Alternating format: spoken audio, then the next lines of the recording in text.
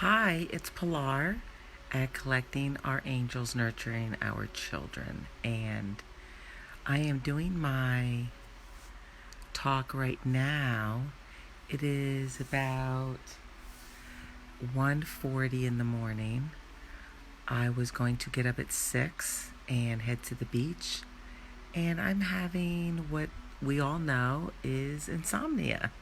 So I don't know if it is the energy in the air, um, the things I've been going through this week, or just waiting for this to come about. Just different things in my life moving around. So I just thought I would do it now. I know a lot of my followers, Italy. I know it's like 10:35 there in the morning. So good morning. Hoping you're having your lovely cup of coffee. London, I know you're around 9:40, 9:30, 9:40.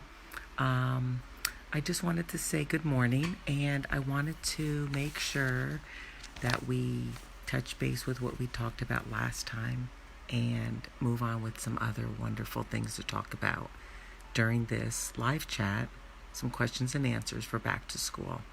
So, like last time, we talked about scholar athletes. Where are you in your calendar? Do you have your calendar? Are you getting things ready on that calendar? Remember that we talked about those SAT and ACT dates. They need to be registered for, and you need to start studying for that. So get a move on and start planning out your essays and your studying. Last time we talked about belonging versus fitting in for our little ones for school, for elementary, middle school, and high school. It's a tough thing.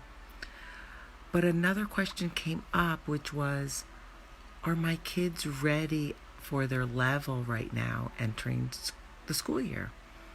A lot of parents wonder if their child is ready. Your child is ready. If you do see them struggling a little bit or feeling like they don't know all the answers like some of the other students, remind them that it really isn't a competition. Everybody learns at their own speed. So let them know that. Tell them to relax. Try not to make it a competition with your own child. Don't compare to the others. But if you do see something coming up, and they are struggling, let the teacher know, and then try to do some before school or after school, work with the teacher, or getting a tutor. Another thing I need you to remember is, as the years go on in elementary school, our children will be good at math one year, and reading might be a little lower in that same year. And then it flip-flops, and it will go back and forth like that every elementary school year. So just know that that happens. It's just the process of your child learning. A question I had about our theme of with healing is how to deal when you need to heal. So think about the healing process that works for you. Look back at your routine. What have you been doing? Maybe you go to the gym, and maybe you meet a friend every now and then. Maybe you do certain things with helping out others. Try to remain on your schedule, but give yourself some time. Something like, if you were always walking, keep your walk in. Doing yoga is great. If you're doing that, keep that going. What you want to do is, when you're hurting, you want to keep some of these activities in your schedule to help you heal that pain when that hurt is there. You don't want to just become still, where you begin to dwell on the things that are bothering you. So remember, you don't have to do them all. all of your activities, and you don't have to do it like you are working out and training for the Olympics. Just do a little bit. Try that. Another thing that we were talking about when it came to healing and the healing process is we were going to talk about worthiness. And sometimes we bring it about ourselves by the way what we're thinking, or others make us feel unworthy. That is a time when you're rethinking if you're really doing things the right way. Did I do them the right way? Oh my gosh, I didn't do something right. Remember, you can't second guess. You do the best you can and then move on. You need to tell yourself when you're in this place is to just, you know what, believe in yourself and have the faith that you had. Don't let someone else steal your joy. That's what I'm learning right now. This is something that I'm kind of going through. A strategy that I realized is you can't think of two things at the same time.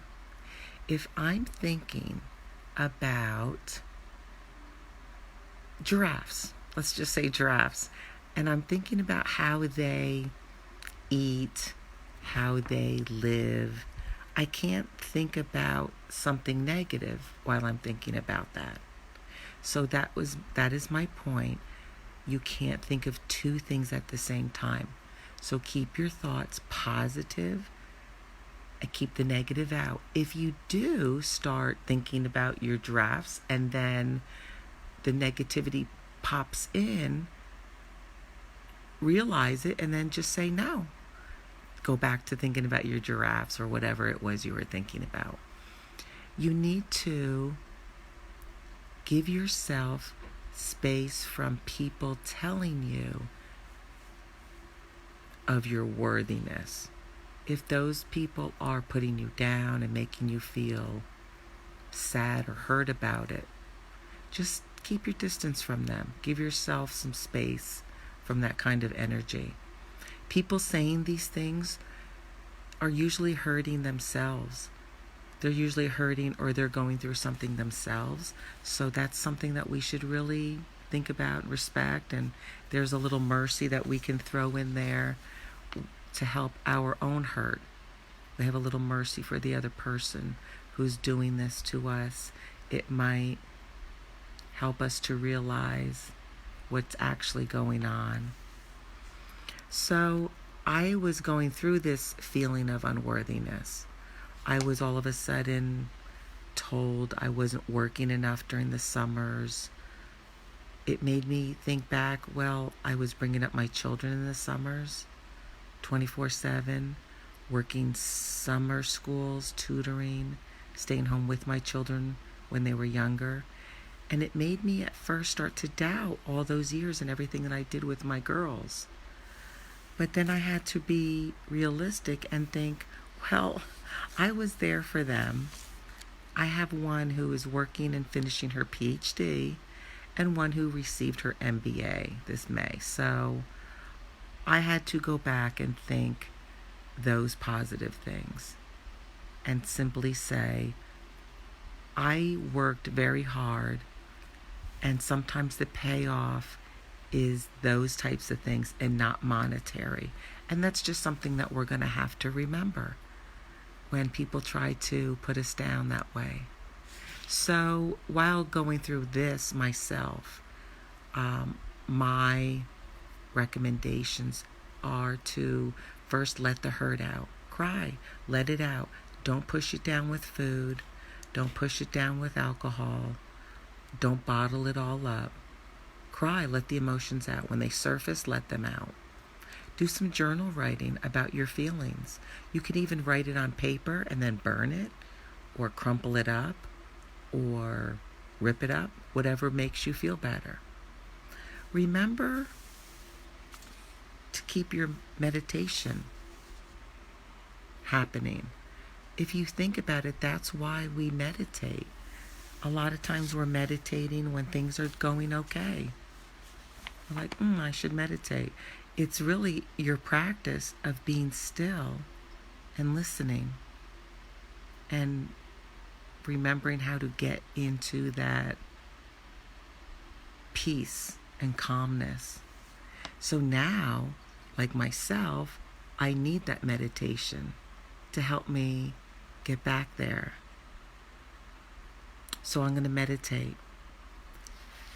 This is what, remember, like I said, we were training for this. Meditation has taught us how to sit in the hurt. That's pretty big. You will see how it leaves you, meaning you will see the different grades of the hurt. It might be at a 10, then it might be down to a 7, 5, and so on. You'll see the difference, and keep doing the things you were doing before. Keep your walk, whatever you were doing. I was walking, then I would come home and do a 15-minute yoga stretch. Then I would go up to the pool, do some laps. Simple, 6, 8, 10 laps, very simple. And then eat good food. I was staying away from processed food, trying to do well. And then when this hurt and feeling came up, it dawned on me, I need to stay healthy. And it has really helped. I missed a yoga here and there, or I switched the yoga with the walk. I've put my bike ride in because I enjoy bike riding, so I thought it would bring my smile back a little. Do things like that. You will see how it leaves you, and then try to let it go. Say goodbye to it. Thanks for coming. Thanks for reminding me how worthy I am. Remind me how to meditate and why I am always meditating, and why I am putting these fun things into my schedule. It's for these times. Recognize your gifts. I know my gifts are teaching little ones, helping others. And I knew my gifts back then where I could bring up children, raise children, do all the housework, do all the cooking. I did it. And I don't have a bank account filled with money to show it, but I do have some really wonderful, awesomely raised daughters. So recognize your gifts and just keep sticking with that. And most of all is take time for you. You really need to put yourself first. Get that extra rest that you need, and do things like this. Hey, I knew if I kept tossing and turning, I probably wouldn't fall asleep until 3 or 4. And then I would have to get up at 6. And then I was planning on going down to the beach, and I'd have to rush down there and, change your schedule around a little. So I did that this morning. I did this, and now I'm going to have some tea, some chamomile tea, and finish listening to my meditation music and try to get some rest. So for all of you who are starting your Saturday, have a wonderful weekend. Enjoy your day. If you have any other questions, please put them right down. I'll be more than happy to go over them with you.